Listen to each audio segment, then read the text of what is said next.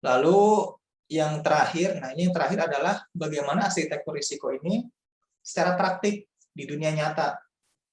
Nah, kalau di dunia nyata ini, saya mengutip dari buku, ada aturan dari Sarbanes-Oxley, arsitektur risiko untuk perusahaan besar.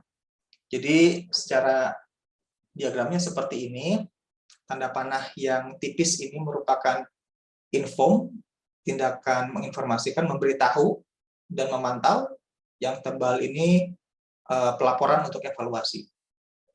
Jadi di sini ada dewan ya, di sini ada dewan. Semua tanggung jawab dari manajemen risiko ini ada di dewan.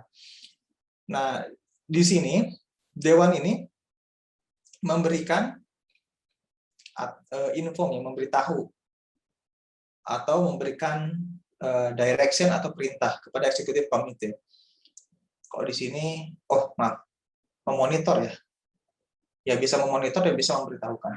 Nah, si komite eksekutif ini harus memastikan manajemen risiko ini dapat dimasukkan, dapat ditanamkan di semua proses di organisasi tersebut. Kemudian dia juga mereview profil risiko kelompok. Risiko kelompok di sini kalau saya terjemahkan artinya adalah di dalam suatu organisasi itu pasti ada divisi-divisi. Nah, setiap divisi yang berbeda, maupun itu keuangan, sumber daya manusia, dan seterusnya, itu akan memiliki keunikan atau profil risiko masing-masing. Jadi itu disebut sebagai group risk profile. Dia akan meninjau, mereview setiap risk profile grup yang ada di organisasi tersebut. Nah, kemudian executive committee itu akan memberikan atau memberitahukan atau menginformasikan terkait risk management di organisasi tersebut kepada komite risk management, grup risk management committee. Artinya di sini grup risk management committee ini lebih dari satu, tergantung banyaknya divisi di organisasi tersebut.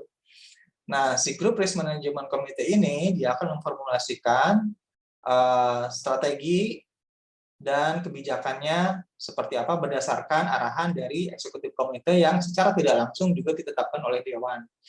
Nah, kemudian dia akan mengcompile daftar risiko kelompok yang mungkin timbul atau yang mungkin ada di dalam grupnya sendiri.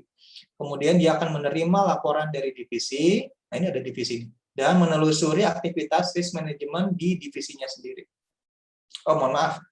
Maksudnya ini yang banyak itu yang ini ya, ini tidak banyak. Ini komite ini hanya satu, tapi dia membawahi berbagai macam divisi begitu, dan setiap divisi itu pasti memiliki grup risk profilnya masing-masing.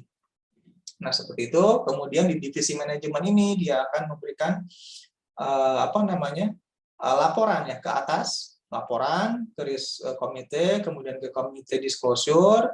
Dan di saat yang bersamaan juga di disclosure komite ini dia akan mereview dan mengevaluasi kontrol-kontrol, ya, disclosure control dan prosedurnya seperti apa, dan mempertimbangkan materiality of information disclosed to external parties. Coba saya lihat dulu di sini. Oh ya, di sini ada.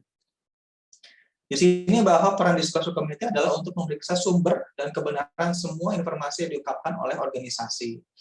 Nah, jadi dari divisi manajemen yang melaporkan ke disclosure committee dan ke grup risk management committee, dan keduanya ini juga akan memberikan atau membuat laporan ke audit committee. Nah, jenis laporan ini berbeda. Kalau disclosure committee ini dia akan memeriksa sumber dan kebenaran semua informasi yang dikelola oleh organisasi. Kalau si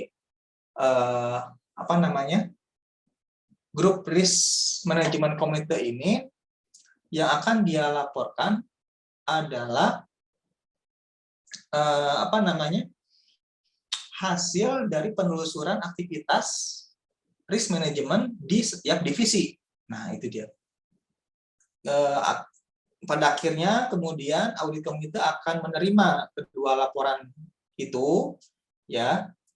Nah, ini menerima laporan rutin dari grup RM komite dan juga dari disclosure komite, dan pada akhirnya dia akan membuat program audit, ya, program audit dan memonitor perkembangan rekomendasi, akan memonitor perkembangan progres ya, memonitor progres dengan rekomendasi audit. Ini hasil rekomendasi auditnya akan diserahkan kembali kepada board.